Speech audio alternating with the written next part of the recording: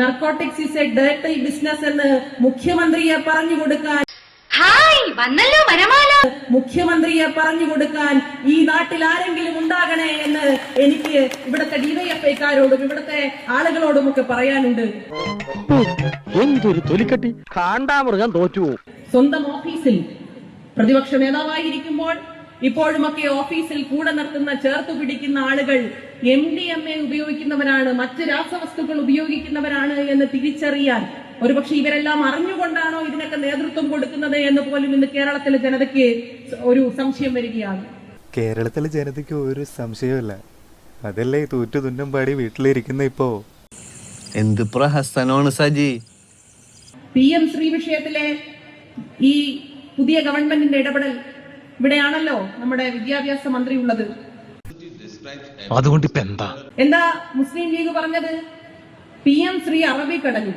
അറബിക്കടൽ അറിയാത്തത് കൊണ്ടാണോ കളയാത്തത് എന്ന സംശയം നമുക്കുണ്ട്. ഭയങ്കര തഗ്ഗാട്ടോ ശരിക്കും. കുറച്ച് കഴിയുമ്പോൾ തഗ്ഗൊക്കെ പുറത്തു തരണത്. അറബിക്കടൽ ഒന്ന് കാണിച്ചു കൊടുത്താൽ ഞങ്ങൾ ഇത് അറിയും എന്ന് പറയുന്നവരാണോ മുസ്ലിം ലീഗുകാർ എന്ന സംശയം നമുക്കുണ്ട്. ഉളുപ്പുണ്ടോ? ചിരിയെങ്കിലും വിവരം ഉണ്ടോടാ നാണം കെട്ടവരെ. ജനങ്ങളുടെ വോട്ട് വാങ്ങി വിജയിക്കുമ്പോൾ ആ ജനങ്ങളോട് നീതി കാണിക്കാൻ ഇവിടത്തെ മുസ്ലിം ലീഗ് ആയാലും കോൺഗ്രസ് ആയാലും അവർക്കെല്ലാം കഴിയണം. 10 വർഷം വല്ലാത്ത നീതി കാണിച്ചു.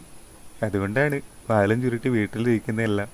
എന്തിനാണ് ഇങ്ങനെ ജനങ്ങളെ പറ്റിക്കാൻ വേണ്ടി കള്ളം പറയുന്നത്? പാവപ്പെട്ട ഒരു ഡ്രൈവറെ പറ്റിച്ച് അയാളുടെ ജോലി നഷ്ടപ്പെടുത്തി വീട്ടിലിരുത്തിച്ച് നിങ്ങളല്ല ഈ പറയുന്നേ. അല്ലെങ്കിൽ ഞാൻ സത്യം മാത്രമേ പറയാറുള്ളൂ. PMAY പദ്ധതി നമുക്കറിയാം. സാധാരണക്കാരായ ജനങ്ങൾക്ക് വീട് വെച്ചു കൊടുക്കുന്നതിന് സർക്കാർ ഏറ്റെടുത്തിട്ടുള്ള പദ്ധതി.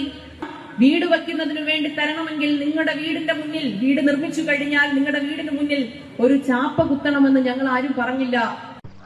ഭയങ്കരം തന്നെ അല്ല എന്നാ ഉദ്ദേശം? അതിൽ ഞാൻ നേരത്തെ സൂചിപ്പിച്ചതുപോലെ തന്നെ കേന്ദ്ര സർക്കാർ നൽകുന്നതിനേക്കാൾ ഒരു പടി മുന്നിലാണ് സംസ്ഥാന സർക്കാരും തദ്ദേശ സ്വയംഭരണ സ്ഥാപനവും നൽകുന്ന പണം. പറയുന്ന കേട്ടാ തോന്നുന്നു സ്വന്തം വീട്ടിൽ നിന്ന് പൈസ എടുത്ത് കൊടുക്കുന്ന കൂട്ടാണ്. അങ്ങനെ കൂടുതൽ തുക ഒരു പദ്ധതിക്ക് വേണ്ടി കൊടുത്തിട്ട് നമ്മൾ ആരും അവരോട് പറഞ്ഞില്ല. കേരളത്തിന്റെ മുഖ്യമന്ത്രി പറഞ്ഞില്ല, കേരളത്തിന്റെ തദ്ദേശ വകുപ്പ് മന്ത്രി പറഞ്ഞില്ല, കേരളത്തിന്റെ ജനപ്രതിനിധികൾ ആരും പറഞ്ഞില്ല നിങ്ങളുടെ വീടിന്റെ മുന്നിൽ ഞങ്ങളാണ് നിങ്ങൾക്ക് പണം തന്നത് എന്ന ചാപ്പ കുത്തണമെന്ന്. ഇതൊക്കെ ഞങ്ങളോട് പറഞ്ഞത് എന്തിനാണ്?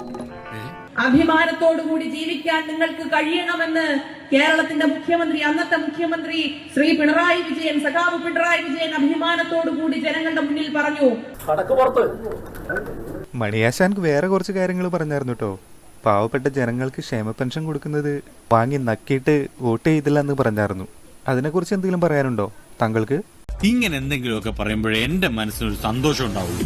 അങ്ങനെ അഭിമാനത്തോടുകൂടി പറഞ്ഞപ്പോഴും കേന്ദ്ര സർക്കാർ പറഞ്ഞു അങ്ങനെയാണെങ്കിൽ ഞങ്ങളുടെ പണം തരില്ല. എന്നിട്ട് നിങ്ങളുടെ പണത്തിന് മുന്നിൽ എന്റെ ജനതയുടെ, എന്റെ ജനങ്ങളുടെ അഭിമാനത്തെ പണയം വയ്ക്കാൻ കഴിയില്ല എന്ന് പറഞ്ഞ ധീരനായ അന്നത്തെ കേരളത്തിലെ മുഖ്യമന്ത്രിയുടെ പേരാണ് ശ്രീ പിണറായി വിജയൻ. ഐശ്വര്യ, ഇപ്പൊ നിങ്ങളുടെ ഹീറോ എന്ത് ചെയ്യുന്നു?